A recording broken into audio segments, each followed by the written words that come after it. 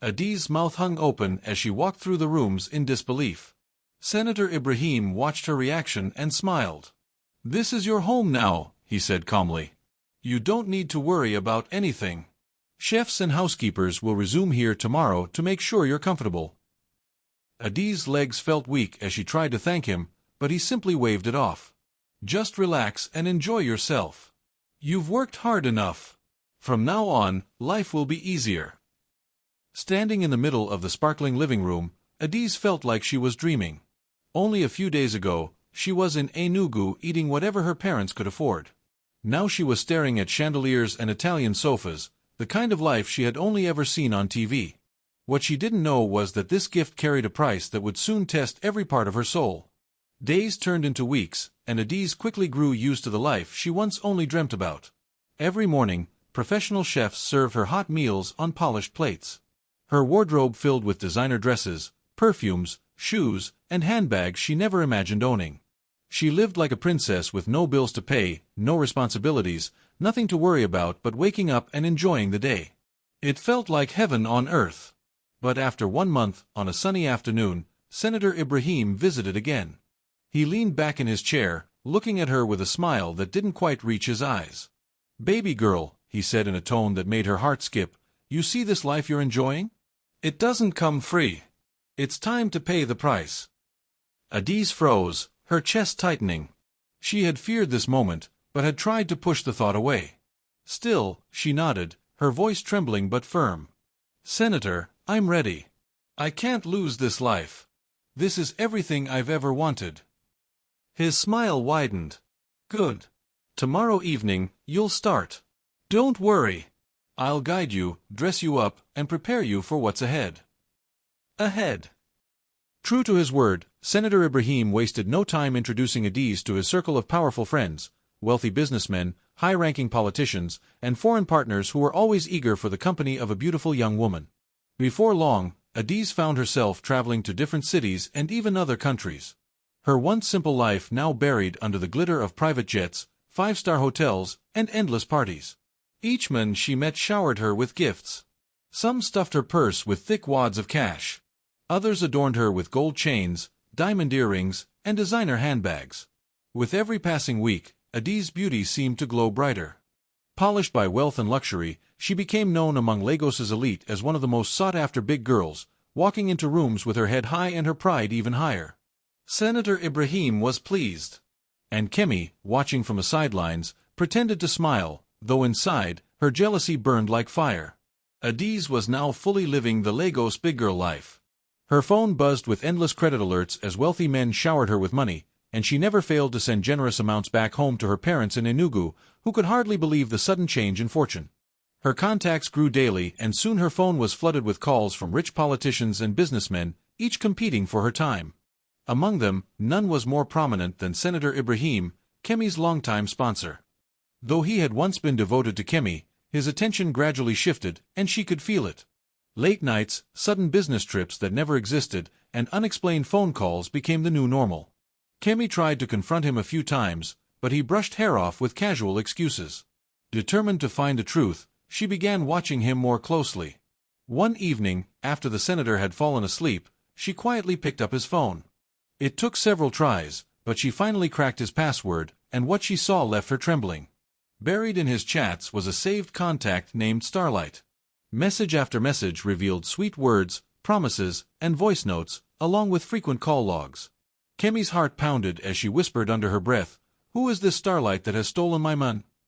From that moment, she vowed to uncover the truth, watching his every move with suspicion. A few days later, as Kemi hurried to get ready for her hair appointment, she searched through the wardrobe for her favorite perfume, and her eyes fell on a small white box wrapped with a pink ribbon. Curious, she opened it and gasped at the sight of a sparkling gold-plated wristwatch nestled inside. Her face hardened instantly because she knew the gift wasn't meant for her. Her suspicions boiled into anger as she clenched the box tightly.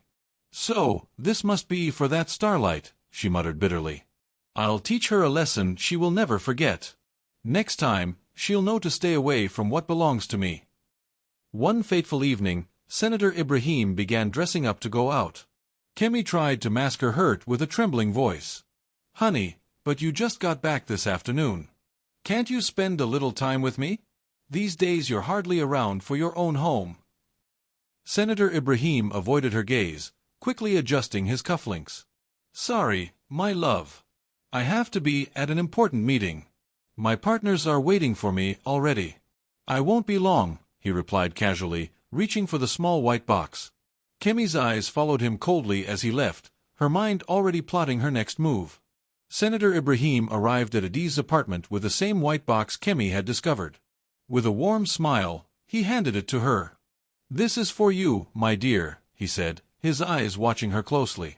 Adiz gasped as she opened the box to find the glittering gold-plated wristwatch. Wow, this is so beautiful, sir. Thank you so much, she said, her face lighting up with excitement. You like it? Senator Ibrahim asked, clearly pleased. I love it, Adiz replied, giggling as he carefully strapped it around her wrist. She hugged him gratefully, unaware of the danger she had just embraced. But 3 days later, the joy turned to confusion. Adiz began to feel a strange burning pain in her hand where the wristwatch sat. At first, she thought it was nothing serious, but by the end of the week, her hand had swollen terribly, a foul smell oozing from her skin. Alarmed, she rushed to different hospitals, but every test came back inconclusive. Doctors shook their heads, prescribing antibiotics and infection drugs, assuring her it was just a reaction that would soon clear. Yet nothing worked. The swelling only worsened, and Adiz's fear deepened with each passing day. Months dragged by, and Adiz's condition only grew worse. Her once soft, delicate hand had swollen to a grotesque size, releasing a stench that kept even the boldest visitors away. Senator Ibrahim, who had once showered her with love and attention, gradually stopped coming, leaving her to battle the illness alone. As if that wasn't enough, he chased her out of the house he rented for her, forcing her to move back into Kemi's apartment. On the rare occasions he showed up to visit Kemi, he couldn't even bear to stay long, covering his nose and avoiding Adiz's eyes before slipping out quietly. Adiz's bank account, which used to overflow with alerts, was now draining fast. Every naira went into hospital bills, drugs, and even fake miracle healers who promised a cure but delivered nothing. Kemi, who had once paraded her proudly as a friend, grew cold and restless. One afternoon, after watching Adiz groan in pain, she snapped. Adiz, this thing has gone too far. You're no longer bringing in anything for me. Instead, you're just a burden. You need to pack your things and leave this house. I'll get another girl to take your place. Adiz fell to her knees, tears streaming down her face as she begged for time. But Kemi turned her back, unmoved. The bond they once shared had crumbled under the weight of jealousy and selfishness. The very next morning, Kemi's patience snapped completely. She stormed into Adiz's room, ordered her belongings to be thrown out, and instructed the security guard never to let her back in again. Broken and rejected, Adiz found herself on the streets of Lagos, dragging her swollen hand and begging strangers for food. Nights were spent curled up on pavements, her body trembling from both pain and shame.